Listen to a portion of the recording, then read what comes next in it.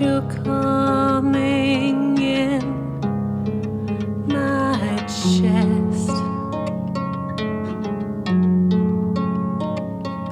It wasn't me who needed to confess.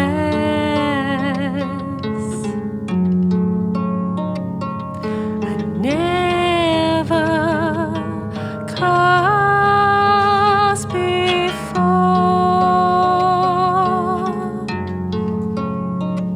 all the faults you blame me for.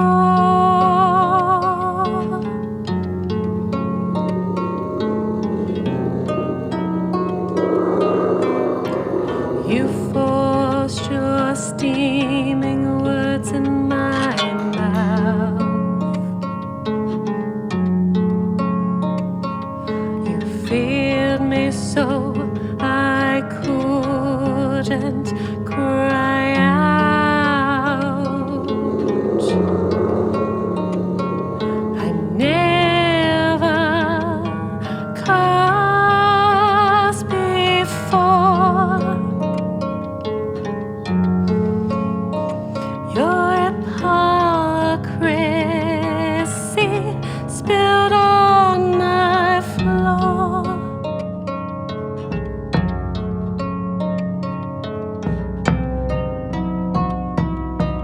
You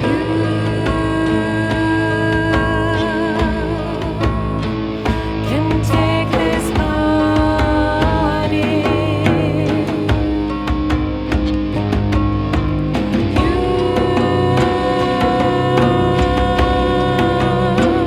can take this walk.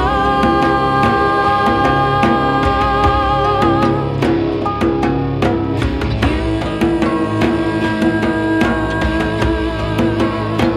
can keep your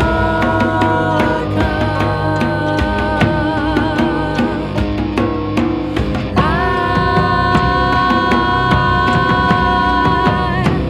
would rather burn. My Satan's mark is my beauty mark. My ashes will be in every ounce of soil, every last grain of wheat. You lovers will be spoiled. No wellspring will ever be free of my ashes. Memories will be filled of your fears and these lashes. Every time you come,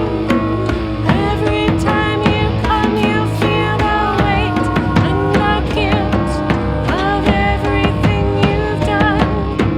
Every time you come, you feel the guilt of what you've done.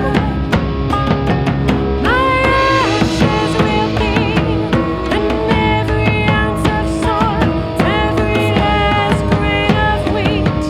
You always will be spoiled. No wellspring will ever be free of my ashes. Memories will be filled of your fears and these lashes. And every time you come, you feel the weight and the guilt of everything you've done. Every time you come, you feel the guilt of what you've done.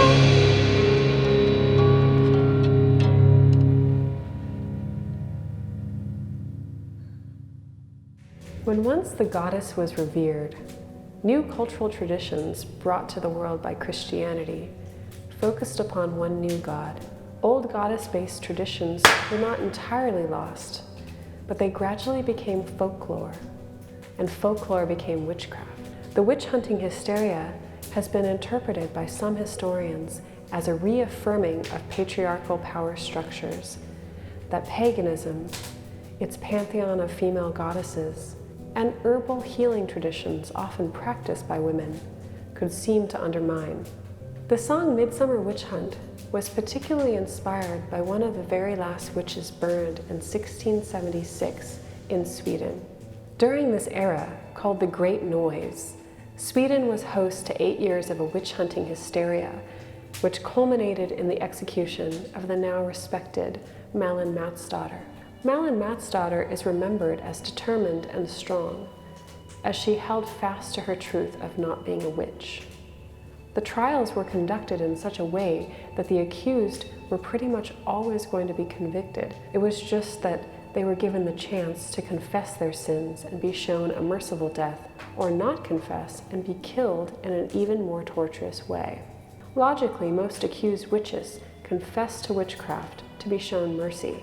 In these Swedish trials, the act of mercy was beheading the women first before burning their bodies.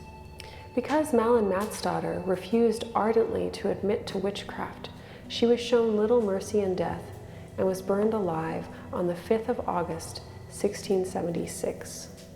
Though she was given one mercy, a bag of gunpowder hung around her neck to hasten death when the fire burned high. It is said she faced death with courage and died silently, though this affirmed the belief at the time that witches felt no pain. In the light of this history, the remembering of pagan mythology and folklore can be viewed as both an act of rebellion and an act of cultural healing. Reconstructing the stories of goddesses or remembering folk healing traditions lost in the last few hundred years is a way to honor those who died as accused witches.